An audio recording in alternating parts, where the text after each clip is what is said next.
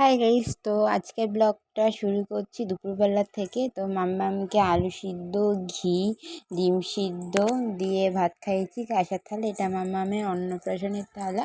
আর মাম্মাম একটু কাঁদছিল দেখতে পেলে, তার কারণটা হচ্ছে মাম্মাম বিন দেখলে ও নিজের হাতে খাবে, আর নিজের হাতে খেলে না ছড়াবে।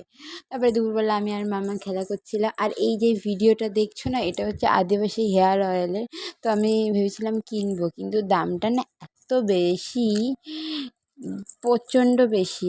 250 ml দামই তোমার 1000 টাকা পড়ছে। আর তারপরে তো আরও 1500 2500 এরকম। এত দাম দিয়ে তেল না বাবা, আমি কিনতে পারবো না। তো যাই হোক, এত দাম দিয়ে তেল আমি কিনবো না, কিন্তু পুজোর আজকে চুলটা তো একটু ঠিক করবো, কারণ প্রচণ্ড হেয়ার ফল হচ্ছে, তার মধ্যে বৃষ্টি হচ্ছে, আরও বেশি হেয়ার ফল হচ্ছে। আর হ্যাঁ, এই তেলটা খুবই ভালো। দেখো, 108টা জড়িবুটি নিয়ে হেয়ার অয়েলটা বানানো হয়, খুবই উপকারী। কিন্তু দুঃখের বিষয়, আমি কিনতে পারবো না, আমারও তো বাজেট নেই। যাই হোক, তারপরে মাম্মাম এখন খেলা করছে। খেলা করতে দিয়ে আমি মাম্মামকে নিয়ে রান্নাটা করলাম। ভাত, পটল ভাজা, এখানে আছে পেঁয়াজ দিয়ে, কালো জিরে, শুকনো লঙ্কা ফোড়ন দিয়ে মুসুর ডাল, আর গাঁটি কচু আলু দিয়ে মাছের ঝোল করেছি।